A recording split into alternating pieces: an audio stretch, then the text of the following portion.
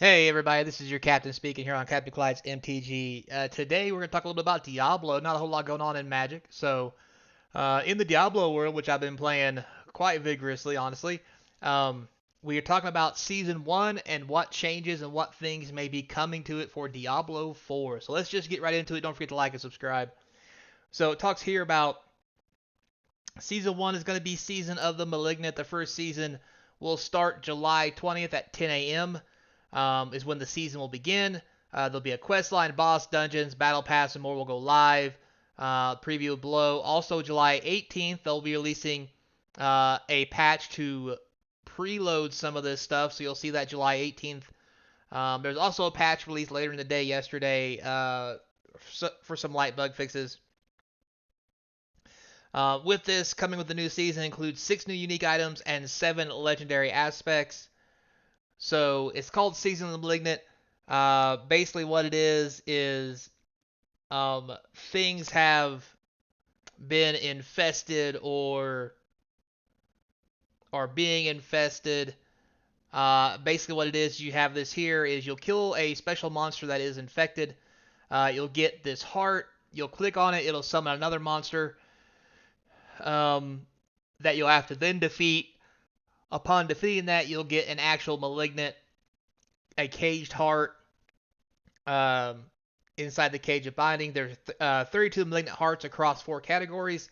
These will function much like gems and can be slotted into equipment during the season. Now, for it to be slotted into the equipment, there's going to be 4 different styles. There's going to be a universal one, I think a red, blue, and a yellow. You can only insert color to matching color, so if the slot is a blue slot, you cannot insert a red malignant, for example. But the 4th column will be malignants that go into any spot, so you can put those in any color you want. So there is that. So, also with that, the things they talked about, the malignant stuff will not be coming as of right now to the normal world. But obviously your seasonal character will have anything they take with them, yada yada yada. But it will not be something released in the eternal world right now because their fear of piling on better and better things will make it a hot mess, and they're probably right. These malignants will have, from what they said, very powerful effects, and maybe even allow for new builds to be done working around these malignants. So, with that said, seasonal characters, how will they work?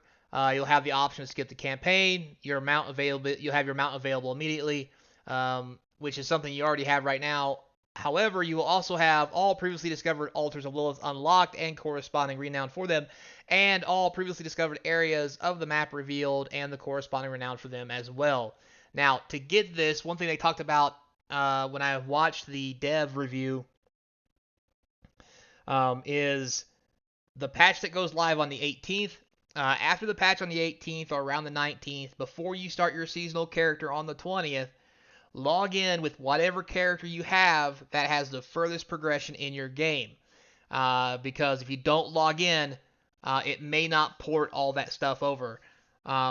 So you want to at least log in with that character. It will proc the seasonal characters so that moving forward, anybody you log in with will get all the benefits moving forward.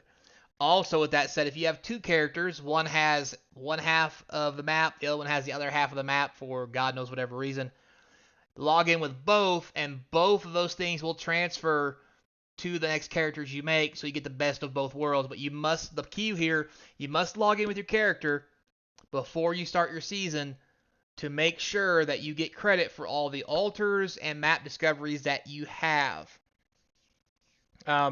It also states here, once the season ends, the character you made and its progression will be transferred to the Eternal Realm. All items you've collected, including in your seasonal stats, will be transferred too. You will take this character into Sanctuary wherever you please, but seasonal-specific features such as Malignant Hearts will no longer be accessible. So you'll get all the cool stuff that you want, but all the hearts will go away. I mean, that's fine, I guess. It'll be fun to play in seasons to see what it does, but it also means you might have to do a respec later. Um, they're also talking about making something they mentioned, they called it an amnesia potion or something, where for a one-time thing you can click your amnesia potion, it will reset your entire character with no cost of gold, and you can respec them. So it'd be nice if they did something like that as well. So, um, they talked about their beliefs behind why the seasons are there. We won't need to get into that really. Earn the rewards with your season journey and battle pass. Now, one thing they made perfectly clear is items. You can get a battle pass and collect items. You can also not have a battle pass and still get items because you'll have free stuff from the battle pass that you don't pay for that will transfer to your eternal characters. So you want to make sure you do your season journey. For example, here you can see some of the art and other things that, the horse designs, horse armor. With that said, everything that you get from your battle pass is only cosmetic, nothing to help your character, nothing to enhance gameplay. It's only cosmetic stuff, and that's the way it should be. Here it talks about the Scroll of Amnesia I mentioned earlier. Um, so also the Malignant Battle Pass starts July 20th. Kind of figured that since that's when it actually starts. Smoldering Ashes are earned from free tiers, which can be spent on seasonal blessings, which allow you a bonus to experience gold, orbules, depending on the blessing you choose. The bonuses gained from seasonal blessings only last till the season ends. If you get the premium battle pass, not only will the rewards of the free tiers will be yours to wield as you choose, but awoken armor sets, mount and mount armor, platinum, and more await you. You can see that here. New looks, so that's something from the battle pass again. New equipment, armor, accessories. They didn't really talk a whole lot about it other than you get it free from the battle pass. You can always go and catch up with the devs on their notes. That pretty much covers everything except go back to talk about Malignants for a minute. You may think the Malignants doesn't sound that good because what if I don't get what I want? As you collect Malignants or Caged Hearts, you have an option to break them down, and then there will be a dungeon you can run with where you can proc one to spawn to get the one of your desire by using the ones you broke down, so forth and so on, to try to get one at least remotely close to what you want. You probably can't pick the one you want, but if you need a red one and it's a red one only, you can go and run this dungeon until you get the red one you want. Maybe even running it several times to get a higher level, a higher spec, the higher level you are. So keep that in mind as well. So just because you get the Malignant Hearts and you don't get the ones you want doesn't mean they're useless. You can break them down and then use them for crafting later. That pretty much covers everything for D4. Real quick reminder, another thing they talked about was Diablo Immortal. There's a new class coming to Diablo Immortal called the Blood Knight.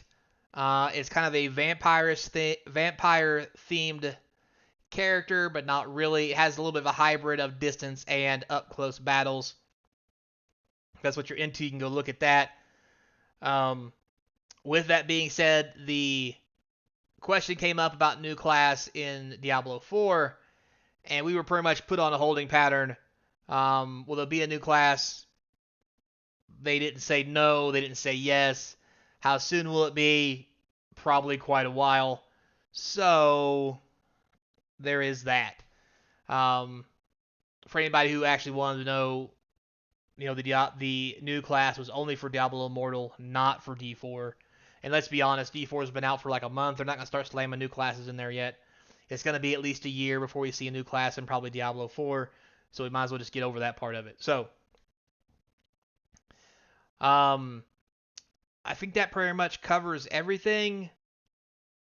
Honestly, in a nutshell, they did talk about a lot of other things. They answered some questions. They did talk about trying to address the number of tabs that we have, moving the gems around so they don't take up stash space. I'm sure something like that will be taken care of before Season 1 ends because there's going to be a lot of stuff in Season 1 that will transfer over and fill up people's caches. So That's going to be very interesting. So to see what they do before the season ends. Seasons are going to be around 3 months, 12 weeks, give or take days, depending on time of year and the days they fall on. Nothing's, it's half a dozen one, six the other. So, but the main thing really, if you want to check it out, it's on YouTube. This guy here is the one who's going to be doing the Malignant. He'll be the new character that we meet as an NPC, and we'll be running with to run his quest line moving forward. So pretty sweet, pretty cool. I like it. Hope you guys enjoyed it. Tomorrow we'll get back with some magic stuff, hopefully. Till next time, be kind. Hope to see you across from the game table. Or, I mean, on the friends list on Diablo 4 or whatever.